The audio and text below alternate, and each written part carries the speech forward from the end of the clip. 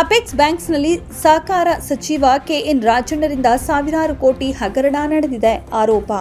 ಶಿರಾದ ಸಿರಿಗಂಧ ಪ್ಯಾಲೇಸ್ನಲ್ಲಿ ನಡೆದ ಬಿಜೆಪಿ ಕಾರ್ಯಕಾರಿಣಿ ಸಭೆಯನ್ನ ರಾಜ್ಯ ಬಿಜೆಪಿ ಕಾರ್ಯಕಾರಿಣಿ ಸದಸ್ಯ ಮುನಿರಾಜು ಉದ್ಘಾಟಿಸಿ, ಶಿರಾ ರಾಜ್ಯದಲ್ಲಿ ಸಿದ್ದರಾಮಯ್ಯ ಅವರ ನೇತೃತ್ವದ ಸರ್ಕಾರ ದಲಿತರ ಅಭಿವೃದ್ಧಿಗೆ ಮೀಸಲಿಟ್ಟ ಹಣವನ್ನು ರಾಜಾರೋಷವಾಗಿ ಬೇರೆಯವರ ಖಾತೆಗೆ ವರ್ಗಾವಣೆ ಮಾಡಿದ್ದಾರೆ ಎಂದು ರಾಜ್ಯ ಬಿಜೆಪಿ ಕಾರ್ಯಕಾರಿಣಿ ಸದಸ್ಯ ಮುನಿರಾಜು ಆರೋಪಿಸಿದರು.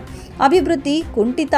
ನಗರದ ಸಿರಿಗಂಧ ಪ್ಯಾಲೇಸ್ನಲ್ಲಿ ನಡೆದ ಬಿಜೆಪಿ ಕಾರ್ಯಕಾರಿಣಿ ಸಭೆ ಉದ್ಘಾಟಿಸಿ ಮಾತನಾಡಿದ ಅವರು, ರಾಜ್ಯದಲ್ಲಿ ಆಡಳಿತ ನಡೆಸುತ್ತಿರುವ ಸಿದ್ದರಾಮಯ್ಯ ನೇತೃತ್ವದ ಕಾಂಗ್ರೆಸ್ ಸರ್ಕಾರ ಭ್ರಷ್ಟ ಸಚಿವರಿಂದ ಕೂಡಿದೆ.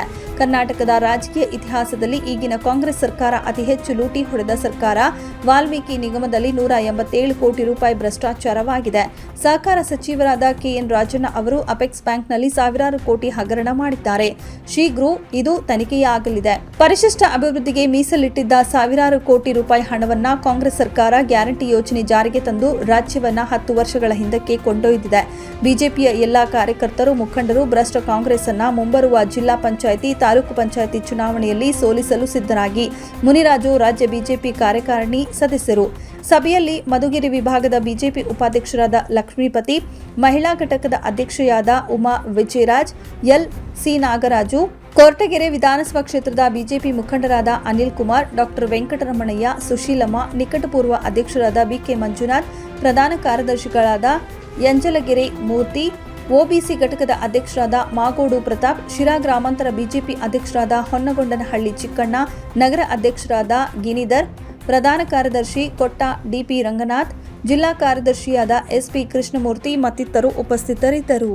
ಜನ ಇವತ್ತು ಯಾವ ರೀತಿ ರಾಜ್ಯ ಸರ್ಕಾರದಲ್ಲಿ ಇವತ್ತು ಅಭಿವೃದ್ಧಿ ಕಾಣದೆ ನಾವೆಲ್ಲ ಕೂಡ ಏನು ಕರ್ನಾಟಕ ಸರ್ಕಾರನ ಒಂದು 10 ವರ್ಷಗಳ ಹಿಂದೆ ತಗೊಂಡು ಹೋಗ್ಬಿಟ್ರು ಕಾಂಗ್ರೆಸ್ನವರು. ಸಿದ್ದರಾಮಯ್ಯನವರು ಏನು ಭ್ರಷ್ಟ ಮುಖ್ಯಮಂತ್ರಿ ಇರ್ಬೋದು, ಡಿ.ಕೆ. ಶಿವಕುಮಾರ್ ಉಪಮುಖ್ಯಮಂತ್ರಿ ಇರ್ಬೋದು, ಅವರ ಸಚಿವ ಸಂಪುಟ ಯಾವ ರೀತಿ ಕೆಲಸ ಮಾಡ್ತಾ ಇದೆ ಅಂದ್ರೆ ನಮ್ಗೆಲ್ಲ ಇಲ್ಲಿರ್ತಕ್ಕಂಥ ಪದಾಧಿಕಾರಿಗಳಿಗೆ ಪ್ರತಿದಿನ ಕೂಡ ನಾವು ಅದನ್ನೇ ನೋಡ್ತಾ ಇದ್ದೀವಿ, ಅದನ್ನೇ ನಾವೆಲ್ಲ ಹೋರಾಟಗಳು ಕೂಡ ಮಾಡ್ತಾ ಇದ್ದೀವಿ. ಆದ್ರೆ ಇದ್ರ ಜನಕ್ಕೆ ತಿಳಿಸ್ಬೇಕು ನಾವೆಲ್ಲ ಕೂಡ. ಯಾಕಂದ್ರೆ ಇವತ್ತು ರಾಜ್ಯದಲ್ಲಿ ನಾವು ದಲಿತರ ಒಂದು ಪಕ್ಷ, ದಲಿತರಿಂದ ನಾವು ಸರ್ಕಾರ ಬಂದಿದ್ವಿ, ದಲಿತರಿಗೋಸ್ಕರ ನಾವು ಏನ್ ಬೇಕಾದ್ರೂ ಮಾಡ್ತೀವಿ ಅಂತ ಸಿದ್ದರಾಮಯ್ಯನವರು ಹಿಂದುಳಿದ ವರ್ಗದ ನಾಯಕ, ನಾನು ಅಕ್ಕಿ ಕೊಡ್ತೀನಿ, ಅವ್ರಿಗೆಲ್ಲ ಇಂದಿರಾ ಕ್ಯಾಂಟೀನ್ ಅಲ್ಲಿ ಊಟ ಕೊಡ್ತೀನಿ ಅಂತ ಹೇಳ್ಬಿಟ್ಟು ಏನ್ ಬಿಂಬಿಸ್ಕೊಂಡು ಬಂದಿದ್ರು.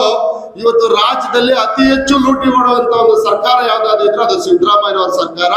ಉದಾಹರಣೆಗೆ ಅವರ ಹೆಂಡತಿ ಹೆಸರಿಗೆ, ಅವರ ಪತ್ನಿ ಹೆಸರಿಗೆ 14 ಸೈಟ್ ಅನ್ನ ಮೂಡ ಹಗರಣದಲ್ಲಿ ಮಾಡ್ಕೊಂಡಂತ ಏಕೈಕ ಭ್ರಷ್ಟ ಮುಖ್ಯಮಂತ್ರಿ ಅಂದ್ರೆ ಈ ರಾಜ್ಯದಲ್ಲಿ ಸಿದ್ದರಾಮಯ್ಯ. ಇದೆಲ್ಲ ನಾವೆಲ್ಲ ಅರ್ಥ ಮಾಡ್ಕೋಬೇಕು, ಜನರಿಗೆ ತಿಳಿಸ್ಬೇಕು ನಾವು. ಇವತ್ತು ಆ ಒಂದು ಮೂಢ ಹಗರಣವನ್ನ, ಹೋರಾಟವನ್ನ ನಮ್ಮ ವಿಜಯಣ್ಣ ಅವರ ನೇತೃತ್ವದಲ್ಲಿ ಮೈಸೂರು ಚಲೋಗೆ ನಾವೆಲ್ಲ ಕೂಡ ಭಾಗವಹಿಸಿ, ಜಿಲ್ಲಾಧ್ಯಕ್ಷರು ಬಂದಿದ್ರು, ಸುಮಾರು ಅನೇಕ ಪದಾಧಿಕಾರಿಗಳು ಕೂಡ ಬಂದಿದ್ರು.